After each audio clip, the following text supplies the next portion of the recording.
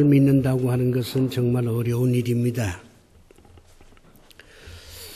부활을 믿지 못한다고 해서 굳이 탓할 것도 없고 비난할 필요도 없습니다.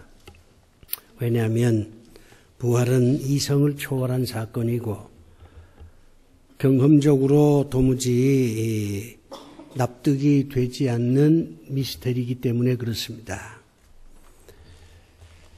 더욱이 예수님의 제자들조차 부활을 믿지 못했다고 하는 것을 본다면 부활을 믿지 못하는 것이 굳이 그렇게 비난의 대상이 될 것은 아니다. 그런 생각도 해봅니다. 지금 전 세계에 약 25억 기독교인들이 오늘 일제히 예수님의 부활을 축하하는 예배를 드리고 있습니다. 그런데 그 25억 그 모든 그 기독교인들이 다 예수님의 부활을 믿느냐? 그렇지는 않을 것입니다. 예수 믿는 사람들조차도 예수님의 부활에 대해서 고개를 갸우뚱거리고 또 솔직한 사람은 나는 믿을 수 없습니다. 그렇게 얘기를 할 것입니다. 당연하죠. 우리가 예수의 부활을 믿으려면 이성으로는 안 됩니다. 경험으로도 물론 안 되지요. 예수 그리스도의 부활을 믿는 유일한 방법은 성령께서 우리 마음에 오셔서 우리로 하여금 믿게 해 주셔야 예수 그리스도의 부활을 우리가 믿을 수가 있습니다. 제자들이 예수님의 부활을 믿질 못하니까 주님께서 직접 나타나셔서 내 손을 만져보라. 내 가슴에 있는 선명한 창자국을 한번 눈으로 확인하라. 그렇게 말씀을 하셨습니다. 불행하게도 주님은 부활하셨지만 이곳에 친히 오셔서 우리에게 손과 발을 보여주시지는 않습니다. 그러기에 더더욱 우리가 그리스도 예수의 부활을 믿는 것은 어렵습니다. 그 시절도 어려웠는데 하물며 우리 시대에 부활을 믿는다고 하는 것이 얼마나 힘든 것인지 우리는 솔직히 인정을 해야 합니다. 그러나 전혀 방법이 없는 건 아니에요. 성령께서 우리 가슴에 임재하시면 우리는 부활을 믿을 수가 있습니다. 오늘 부활하신 주님을 영접하고 축하하기 위해서 여러분들이 성전에 모였습니다마는 먼저 부활을 믿으려고 노력을 하셔야 됩니다. 부활이 믿어지지 않는다고 해서 던져버릴 것이 아니라 그리스도 예수의 부활을 믿으려고 여러분이 노력을 하셔야 합니다. 세상에 노력 없이 되는 게 뭐가 있겠습니까? 노력을 해야 좋은 열매를 맺는 것입니다. 환자가 병원을 찾아다니는 그 노력 없이 어떻게 건강해집니까? 학생이 학교 가는 그 노력을 하지 않고 어떻게 좋은 대학에 들어갈 수가 있겠습니까? 직장 다니는 사람이 일찍 출근하는 노력을 하지 않고 어떻게 직장 생활에 적응을 하고 승진을 할 수가 있겠습니까? 세상에 노력 없이 되는 거 아무것도 없습니다.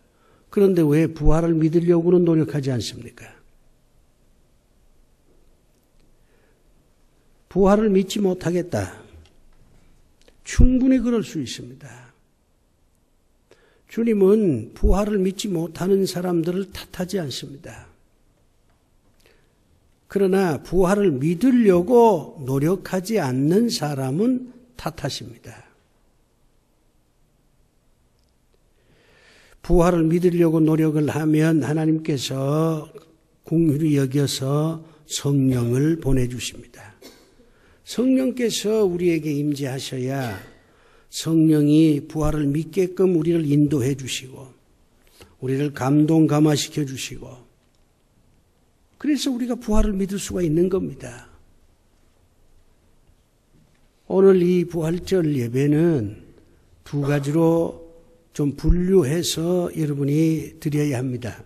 하나는 부활을 믿지 못하는 사람들에게 부활을 믿으려고 하는 노력으로서의 예배입니다. 나는 부활을 믿지 못한다. 그러나 부활을 믿고 싶다.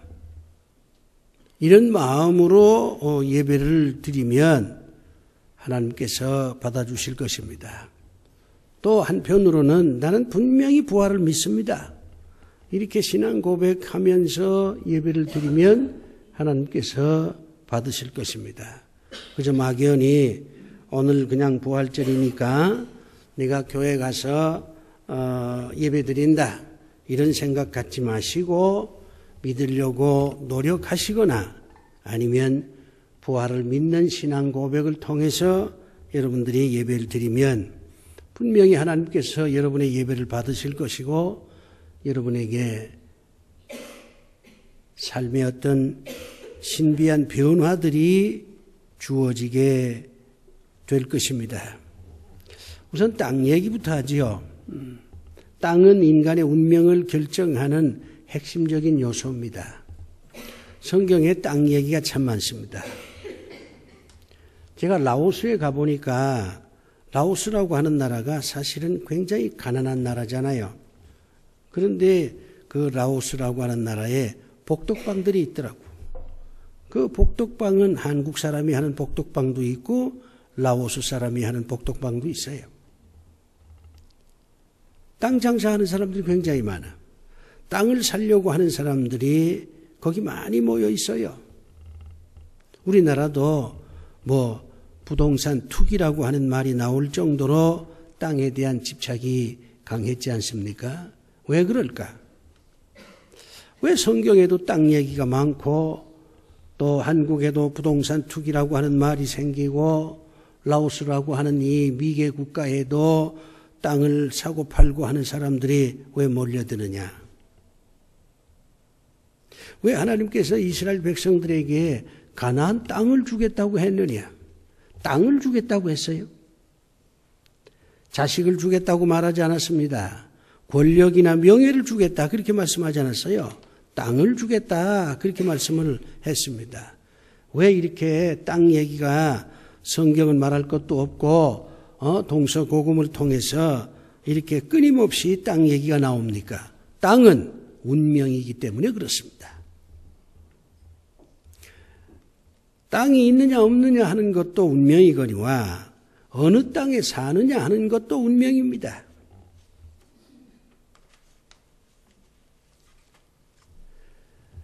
이 땅은 왜 중요하냐? 예루살렘과 갈릴리를 우리가 한번 생각해 볼 필요가 있어요. 이스라엘 사람들이 제일 좋아하는 땅은 예루살렘에 있는 땅과 갈릴리에 있는 땅입니다.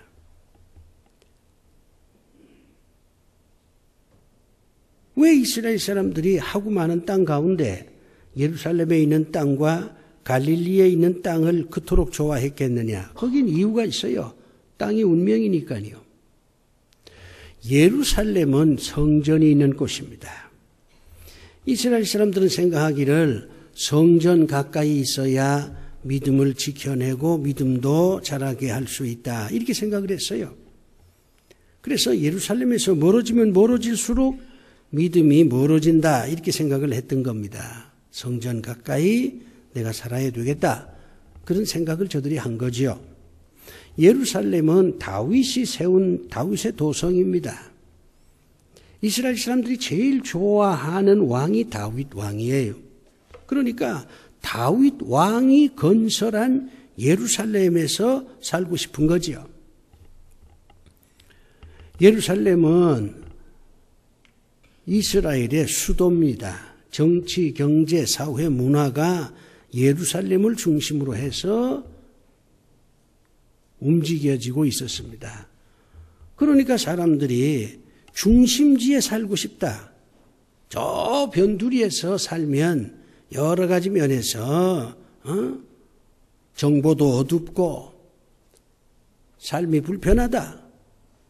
이 중심지에서 살아야 삶의 질이 훨씬 더 좋아질 것이다. 이렇게 생각을 했기 때문에 저들은 예루살렘 땅을 좋아했습니다. 예루살렘이야말로 서울특별시 같은 데지요. 지금 경기도 인구가 점점 늘어납니다. 그것은 서울에서 더 이상 살기가 어려우니까 경기도로 가는 거예요. 서울이 싫어서 경기도로 가는 게 아니에요. 있을 수 없으니까 경기도로 가는 겁니다. 우리나라 사람들이 서울특별시를 좋아하는 것처럼 이스라엘 사람들도 예루살렘을 좋아했습니다. 그런데 일부는 말이죠, 갈릴리 땅을 좋아했습니다. 예루살렘보다는 갈릴리 땅이 훨씬 더 좋다, 이렇게 생각을 했어요. 왜 그러냐면 이 갈릴리는 기후가 아주 좋습니다. 살기가 참 편해요. 덥지도 않고 춥지도 않고. 그리고 이 갈릴리 지방은 풍광이, 경치가 아주 좋습니다. 갈릴리 호수라고 하는 큰 호수가 있어서 아주 경치가 좋았어요. 그래서 로마의 귀족들이 이 갈릴리 호수 주변에 별장들을 많이 지어서 거기서 호화롭게 살았습니다. 로마에서 살다가 갈릴리로 와서 한여름 지내고 다시 로마로 돌아가는 이 갈릴리는 별장지대였어요. 제가 남아공에 가보니까 그 남아공 해안가에 아주 좋은 별장들이 많더라고요. 그래 내가 그 안내하는 사람한테 아니 남아공 사람들이 무슨 부자도 아닌데 왜 이렇게 바닷가에 이렇게 좋은 별장들이 많으냐? 그렇게 물었더니 이건 남아공 사람들 별장이 아닙니다. 유럽의 부자들, 세계의 유명한 배우들 다 남아공에 이렇게 별장을 만들어서 와서 뭐 일주일 정도 쉬었다가 간다. 그렇게 얘기를 해요. 이 갈릴리도 마찬가지예요. 저는 예루살렘에도 가봤고 갈릴리도 가봤습니다마는 예루살렘은 굉장히 척박한 땅입니다. 그 고산지대에 있어요. 세계에서 제일 높은 곳에 있는 수도라 그렇게 얘기할 수 있어요. 근데 갈릴리는 평지거든요. 아주 정말 살기가 좋습니다. 게다가 이 갈릴리는 교통의 요충지예요. 이 갈릴리는 3개 대륙을 연결시키는 그런 역할을 합니다. 아프리카, 유럽, 아시아. 그래가지고 이 갈릴리에는 외국인들이 굉장히 많이 모여요. 장사하는 사람들이 갈릴리를 중심으로 해서 왔다 갔다 하면서 장사를 했어요. 국제 도시예요. 예루살렘은 폐쇄된 도시지만 갈릴리는 개방된 도시입니다. 그러니까 좀 개방적으로 좀 자유롭게 살려고 하는 사람들은 예루살렘 땅을 좋아하지 않고 갈릴리 땅을 좋아했습니다. 로마 황제 디베리우스는 이 갈릴리를 아주 휴양지로 개간을 하고 휴양지로 갈릴리를 다시 세웠어요. 그래서 로마 사람들은 갈릴리 호수라고 말하지 않습니다. 디베리아 호수라고 말하지. 왜? 디베리아 황제가 갈릴리를 개간하고 갈릴리를 도시 뭐라 그럴까요 이거? 새로 만들었으니까 로마 사람들은 갈릴리 호수라고 말하지 않아요. 디베리아 호수라고 말하지. 굉장히 살기가 좋아요. 그러니까 많은 사람들이 예루살렘보다는 갈릴리가 낫다 이렇게 생각을 해서 갈릴리 지방으로 몰려들었습니다.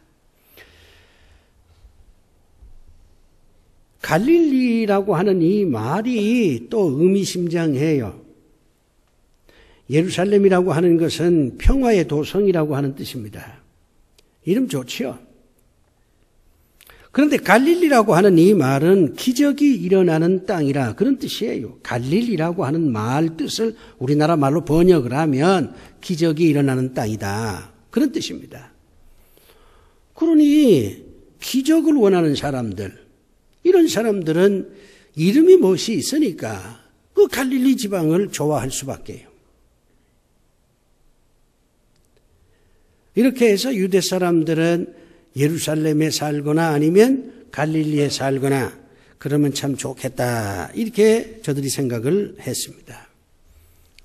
그런데 문제는 우리 주님께 있습니다. 주님께서 예루살렘에서 돌아가셨습니다. 예루살렘에서 부활하셨습니다. 그런데 예루살렘에서 제자들을 만나는 게 아니라 갈릴리에서 만나자, 그렇게 말씀을 하십니다.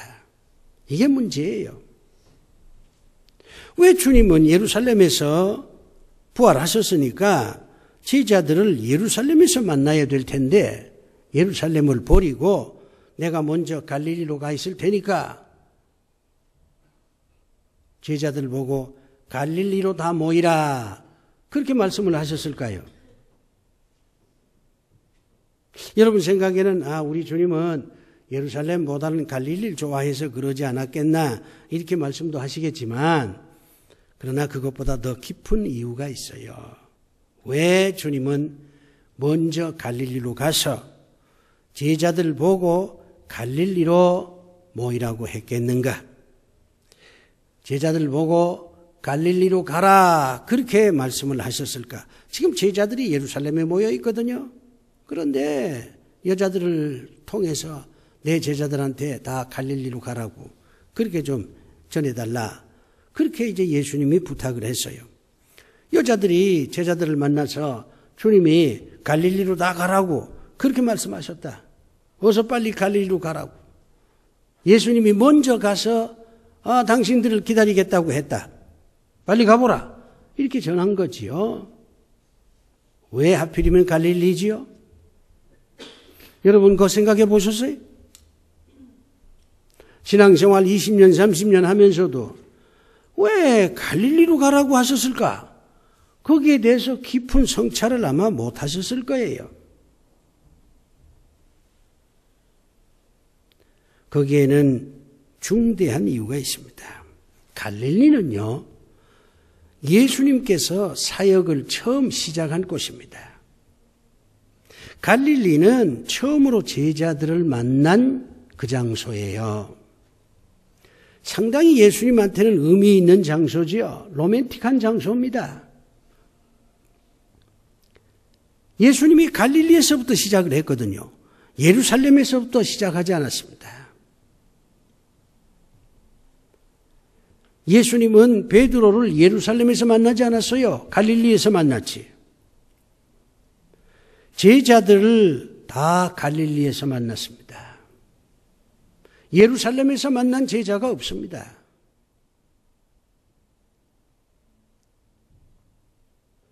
그러면 갈릴리로 모이라 하는 이 말의 의미는 내가 처음 너희들하고 만났던 그곳에서 다시 만나자,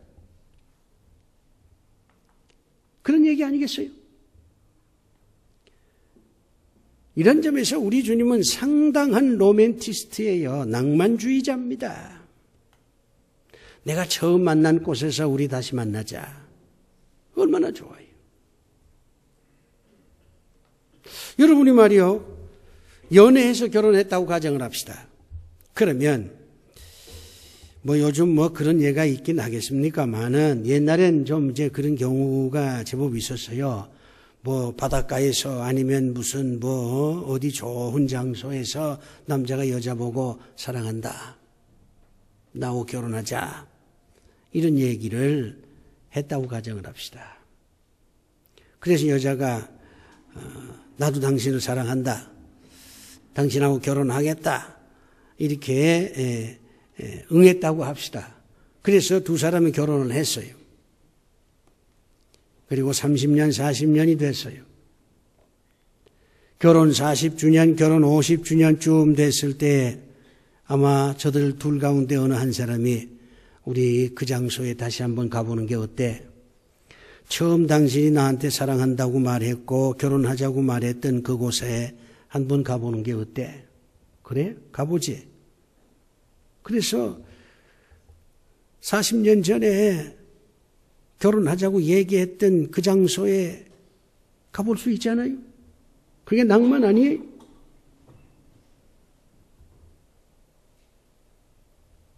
예수 믿는 사람들이 낭만주의자들이 돼야 돼요. 예수를 그렇게 각박하게 믿어서는 안 됩니다. 참 우리 주님은 멋이 있는 분이에요. 예루살렘에서 만날 수도 있었고 베다니에서 만날 수도 있고 가이사라 빌립보에서도 만날 수 있었지만 야 우리 갈릴리에서 만나자. 얼마나 멋이 있습니까? 여러분이 정말 의미 있는 사람을 만나려고 할 때 제일 먼저 고민하는 게 뭐예요? 어디서 만날까? 그걸 제일 먼저 고민하지 않습니까? 그저 아무하고 밥 한 끼 먹으려면 짜장면 먹어도 되겠지요. 앞집에 있는 허술한 중국집에 가서 일식집에 가서 아니면 무슨 양촌리에 가서 밥 한 끼 먹으면 되지요. 그러나 중요한 사람, 정말 중요한 사람을 만날 때는 장소에 대한 걱정을 하게 되는 거예요. 어디서 만나는 것이 상대방에 대한 예일까? 어디서 만나는 것이 상대방을 감동시킬 수 있을까? 그런 거 고민하게 되잖아요. 주님도 고민했습니다. 어디서 만나는 게 좋겠느냐? 그래, 갈릴리에서 만나야 했지. 왜? 내가 갈릴리에서 처음 저들을 만났으니까. 그래야 만나서 얘기거리가 있을 거 아니에요. 야, 여기서 너희들하고 우리하고 만났잖아. 너희하고 나하고 만났잖아. 우리들끼리 만났잖아.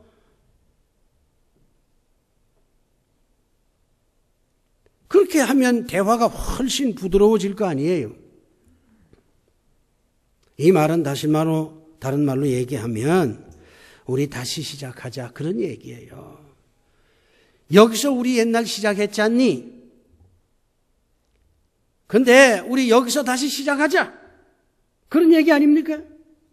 지금 제자들은 말이요, 예수님을 버리고 떠난 사람들이잖아요. 예수님이 돌아가시면서 기대와 희망이 산산조각이 난 사람들이잖아요. 저들은 대단한 사람들이었어요. 예수님을 위해서 가정도 버린 사람들이에요. 자기 직업도 버린 사람들이에요. 왜 가정과 직업을 버리고 주님을 따랐습니까? 주님에게는 뭔가 있다고 생각했지요. 주님을 따라다니면 뭔가가 나한테 있을 거라고 기대도 하고 희망도 가졌지요. 그냥 따른 사람들이 아니잖아요. 바보가 아니들이야. 다 뭔가 생각하고 주님을 따랐어요.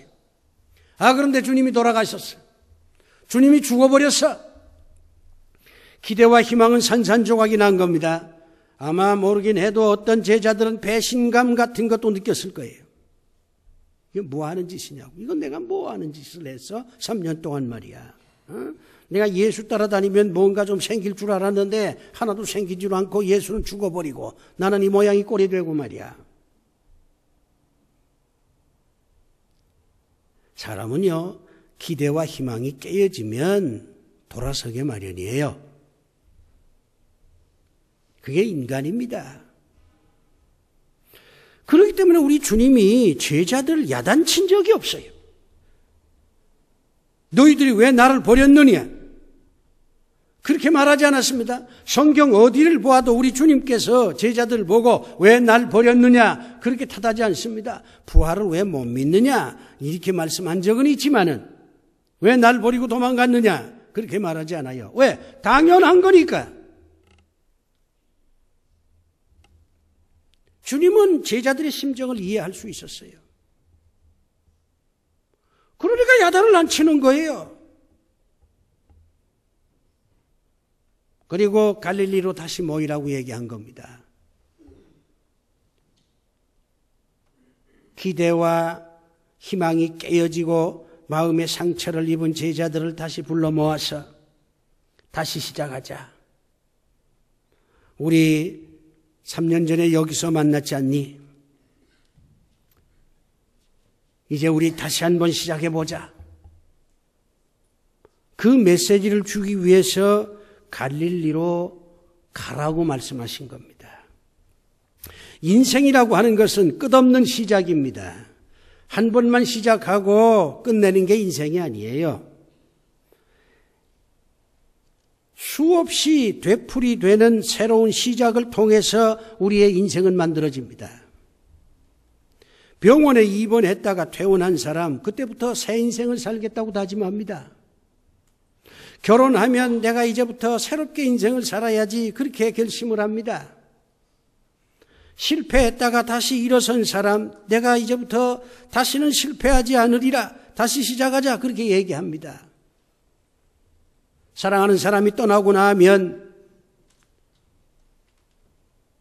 내가 다시 시작해야지, 그렇게 결심합니다.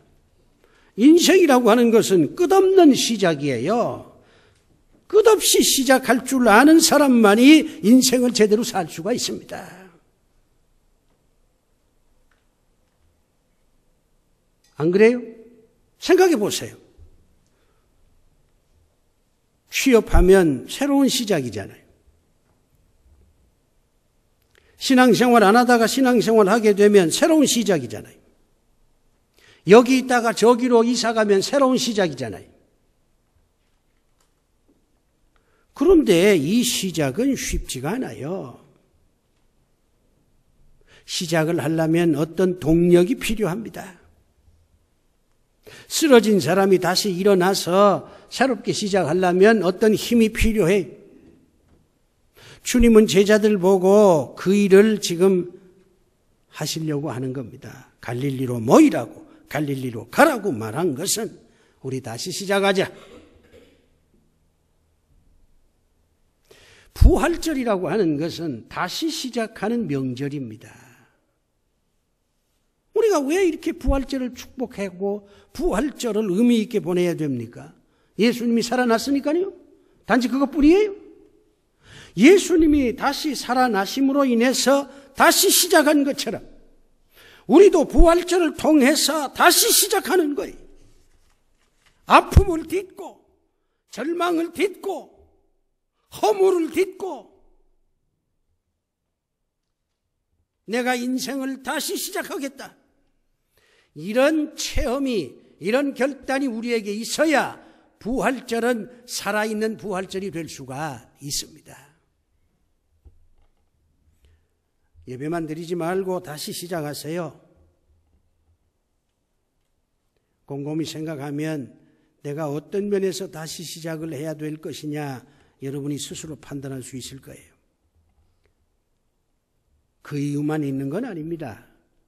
주님께서 갈릴리로 가라, 갈릴리에서 만나자 이렇게 얘기한 또 다른 이유는 이제부터 내 얘기를 좀 긍정적으로 하라, 그걸 가르쳐주기 위해서 갈릴리로 모이라고 했어요. 예수님이 돌아가시고 난 다음에 제자들은 예수 얘기 안 했을까요? 저들은 아마 예수 얘기를 많이 했을 겁니다. 아니, 예수 그리스도가 이렇게 죽을 줄 몰랐어. 우리를 버리고 저렇게 비참하게 죽을 줄 몰랐어. 우리가 예수 믿은 것은 일땡일세의 실수야. 나는 예수 때문에 가정도 버리고 뭣도 버리고 다 버렸는데 나 망했어. 내 인생의 가장 잘못된 선택이었어. 예수님이 무덤에 있는 동안에 제자들은 예수 얘기만 했어요. 전부 부정적인 얘기죠. 예수 때문에 망했다고. 이제 예수 때문에 세상 사람들에게 조롱거리가 됐다고. 난 이제부터 어떻게 살아야 될지 모르겠다고. 그런 얘기를 저들이 했지 않았을까요? 예수님이 죽고 3일 동안 저들이 그거 외에는 할 얘기가 뭐 있습니까? 시집가고 장가가는 얘기를 했을까요?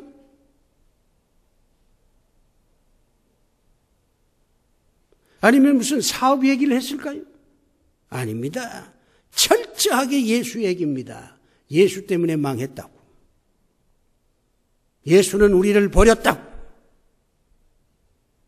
우리가 예수를 선택한 것은 일생일대의 실수였다고.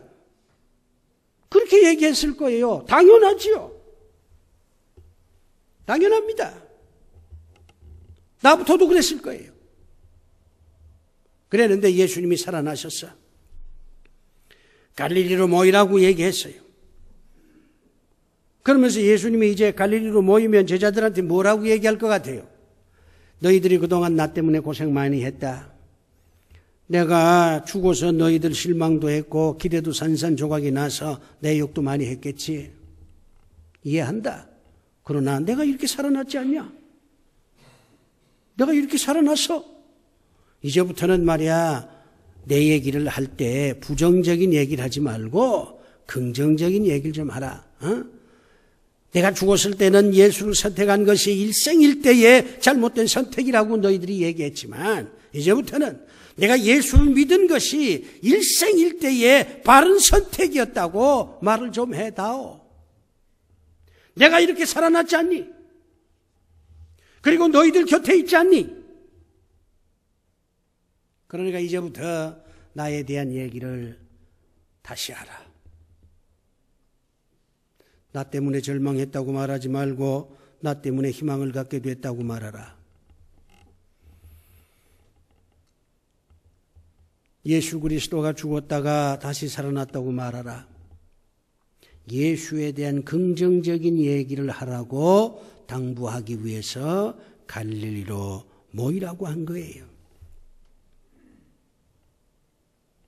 부활절은요, 예수 얘기하는 날입니다. 예수가 살아났다 하는 그 얘기만 하는 게 아니에요. 예수 때문에 내가 희망을 갖게 됐다. 예수 때문에 내 인생은 이제부터 훨씬 더 행복해질 수 있다. 나는 예수에게 기대를 걸고 산다. 이런 얘기를 하는 것이 부활절입니다. 예수가 살아났다는 게 무슨 의미가 있어요? 그걸 믿질 못하면 아무 의미가 없는 거예요. 예수 얘기를 하지 않는 상황에서 부활은 무슨 의미가 있습니까?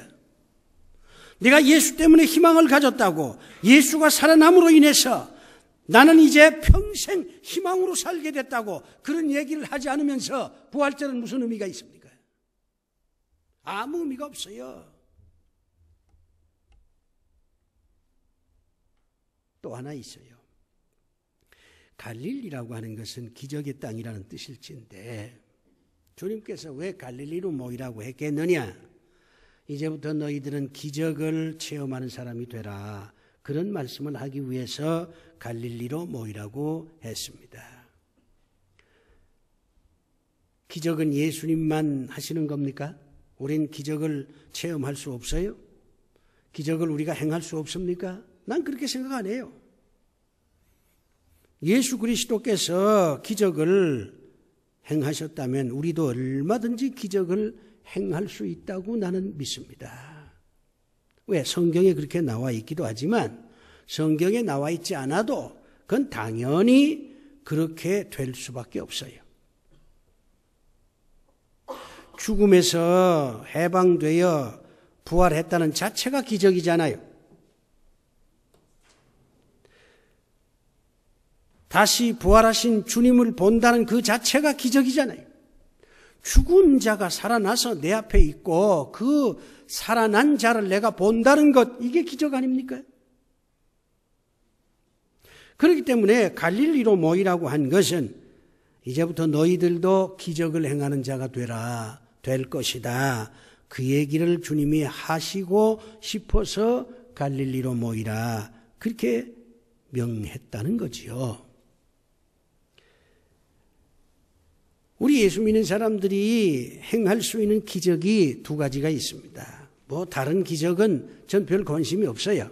다른 기적도 얼마든지 있지만 나는 이 두 기적을 최고의 기적이라고 생각합니다. 이거는 예수 믿는 사람들이 다 체험할 수 있는 기적이에요. 첫 번째가 뭐냐? 평강입니다.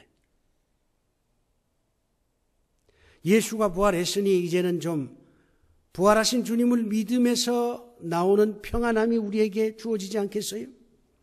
우리가 살기가 얼마나 힘든데요. 내일을 알 수 없지요. 몸은 늙어가지요. 자식들도 뭐 내 뜻대로 돼주질 않지요. 기대할 것은 없지요. 경제는 어렵지요.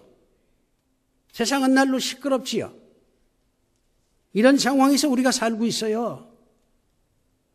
어떤 사람은 만성병을 짊어지고 살지요. 어떤 사람은 홀로 있지요. 이런 인생을 우리가 살고 있다니까요. 이런 상황에서 마음의 평화를 얻는다는 게 쉬운 일입니까? 없어요. 쉬운 일이 아니에요. 불가능한 일이에요. 그런데도 불구하고 부활하신 예수 그리스도를 믿으면 그 믿음을 통해서 내가 평강을 체험할 수 있다. 이게 기적이잖아요. 죽음은 최고의 난관입니다. 최고의 시련입니다. 최고의 환난입니다. 최고의 고독입니다. 최고의 절망입니다. 그런데 그걸 딛고 주님이 살아나셨다. 내가 그걸 믿을 수만 있다면 내 마음에 평안이 넘치는 건 당연한 거 아닙니까? 또 하나의 기적이 있습니다. 마가복음에 보면 이 제자들이 부활을 체험하고 난 다음에 이웃 사람들한테 여러 가지 선한 일을 많이 합니다. 병도 고쳐주고 위로도 해주고 격려도 해주고. 이게 기적 아니에요? 이기적인 인간들.